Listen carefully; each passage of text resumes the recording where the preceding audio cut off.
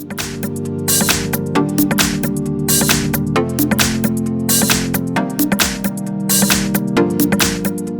I've got Maze Comet, and let me show you how to find IMEI number on the following device. So at first, let's open the phone dialer. This is the quickest method.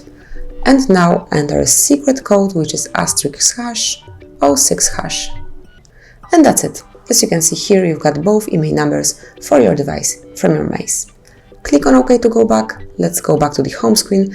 And now I will present you the second method, so we will find IMEI and serial number through the settings. So let's open the settings at first, scroll down to the very bottom of the list and select About Phone. And now go to the status, where you will find IMEI information. Simply click on it, and now you've got both IMEI numbers for your device. Let me go back, and here, just under Bluetooth address, you have also serial number for this device. So that's it. This is how you can easily locate IMEI number and serial number for your smartphone. Thank you for watching. Please subscribe our channel and leave the thumbs up.